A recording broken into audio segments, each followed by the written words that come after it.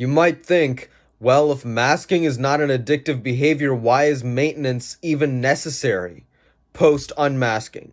The reason why is there are two reasons primarily. Number one, the pressures to mask autism are everywhere in our society. They exist in many different forms, sometimes too small to quantify or name exactly, but they are very much there, and we autistic people experience them even if we can't describe them accurately. The second point is habits. A habit that is long, deep, and entrenched is likely to create neural pathways that are more conducive to the reformation of a certain habit. And we all know that if at one point you had a certain habit, you are more likely to return to that habit later in life, regardless of whether that habit is good or not.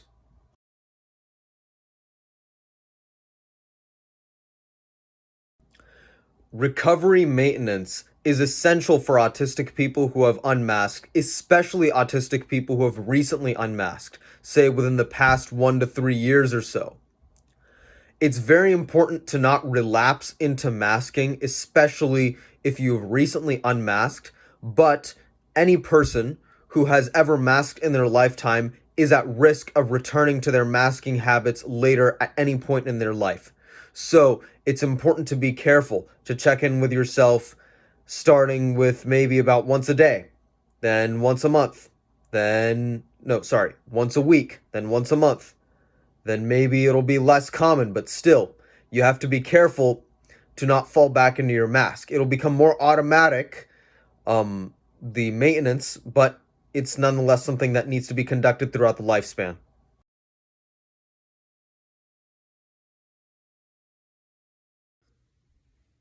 As an unmasked autistic person, it is very important for you to surround yourself with the right people. People who are not going to judge you for being who you are, and people who are going to be fully understanding and accepting of you as an autistic person, as an unmasked autistic person.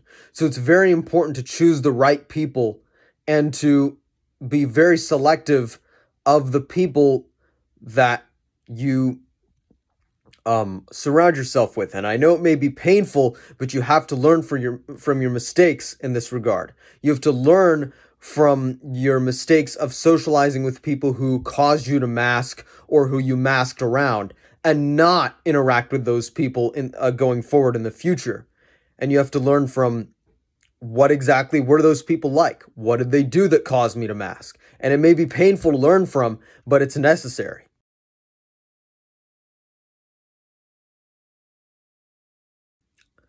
Regularly interact with other autistic people after you have unmasked your autism. Regularly do so. Keep a circle of autistic friends because those friends understand you like no other.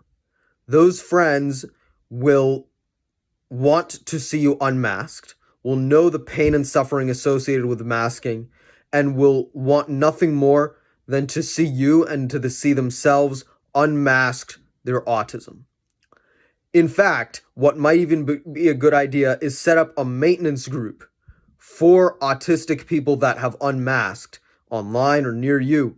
That way you can help keep each other in an unmasked autistic state, especially if you all are recently unmasked or some of you have only recently unmasked.